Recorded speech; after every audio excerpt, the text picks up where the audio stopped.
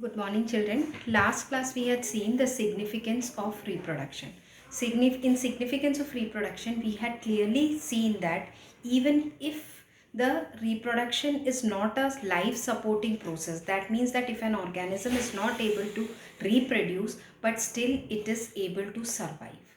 Okay, reproduction is important only for the perpetuation of species, that is continuation of species. In this class, we will see the types of reproduction. There are two types of reproduction, that is sexual reproduction and asexual reproduction. Asexual reproduction is found in lower organisms, that is mostly the aquatic organisms or some lower plants. Sexual reproduction is found in higher organisms including the plants and the animals. So let us first look into the definition and the difference in the sexual and asexual reproduction.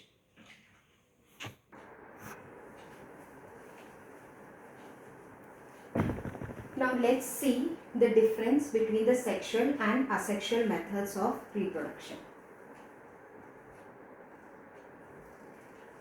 Let's look into the definition first. How can you define sexual reproduction and asexual reproduction? Sexual reproduction involves sex cells and fertilization. Sex cell means it involves the male gamete, that is the sperms, and the female gamete, zygote. Fusion of the male and female gamete produces zygote. Now, the male gametes are called as the sperms and female gametes are called as the egg cells. Fusion of male and female gametes produce zygote, which is called as fertilization. Asexual reproduction, it does not involve sex cells. Since there are no male and no female gametes present here, that is sperm and egg is absent, there will be no fusion and there will be no fertilization also. Second point, what are the advantages and disadvantages of sexual reproduction?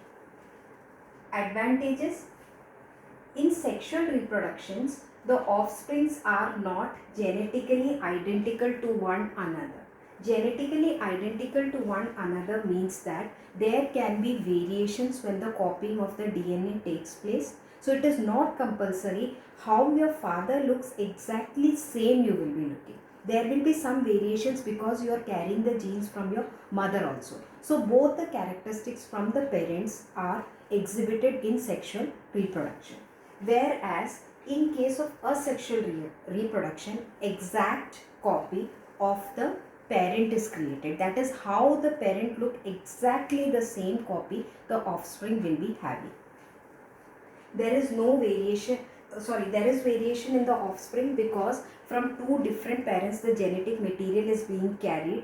Whichever characteristic is dominant in the particular parent, that particular character will be expressed in the offspring. For example, father is having black eyes and mother is having brown eyes. If the gene for the brown eyes is dominant, even though if it is coming from the mother, because it is dominant, that is why that dominant characteristic will be expressed in the child and the child will having a brown eyes. And if there are some errors in the copying of the DNA, this brown eyes can be of different color also. Now let's see the next one. Offsprings are genetically identical to one another. This is an advantage when the parent is well adapted to its habitat. Now asexual reproduction has got an advantage only when the parent is adapted. मतलब parent adapted है तो बच्चा भी adapt हो गया उस situation के लिए. क्यों? क्योंकि जेनेटिकली जो कैरेक्टरिस्टिक पेरेंट के पास था वही बच्चे के पास आ गया. तो कोई भी एनवायरमेंटल कंडीशन जो भी जिसमें भी अभी वो पैदा हुआ, पेरेंट एडजस्टेड था तो बच्चा भी एडजस्ट हो गया. पर अगर अपन एसेक्सुअल रिप्रोडक्शन के थ्रू इस ऑफस्प्रिंग को नए एनवायरनमेंट में डालेंगे, if you are putting it in a new environment, this organism will not survive, it will die off. क्योंकि उसने कुछ नया सीखा ही नहीं है. ए के बाद बी आता है, हमने फर्स्ट क्लास में ये सीखा, हमने सेकंड में भी ए के बाद बी आता है. अगर किसी ने लिख दिया ए के बाद डी आता है तो हमको तो पता ही नहीं, हमने सीखा ही नहीं था.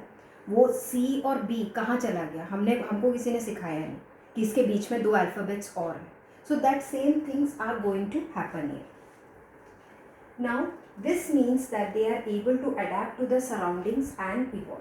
Because there are variations, always sexual reproduction helps to evolve into new generation. Evolve into new generation means that we can get adjusted to the new generation, because maybe the father is not adapted to this environment but the mother was adapted.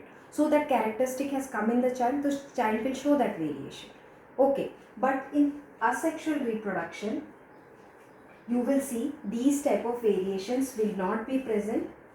It does not need a partner. This is an advantage of asexual reproduction. This was the advantage of sexual reproduction. Advantage of asexual reproduction is that it will not require two partners, because from a single parent the offsprings can be produced. So in short, I can say asexual reproduction involves only one parent, but sexual reproduction involves two parents. Sexual reproduction is an energy consuming process. This requires less energy because only one parent is required. If conditions are favorable, it will adopt various methods of asexual reproduction, which we are going to study in further videos. The process is complete. It is a very quick process. Sexual reproduction, you find that individuals or animals are having a gestation period. Gestation period is a period from the time of conception to the time of giving birth to the baby. Okay, so that you can say that that period is very long period in sexual reproduction. But in asexual reproduction, within minutes or within seconds, you can get plenty of organisms.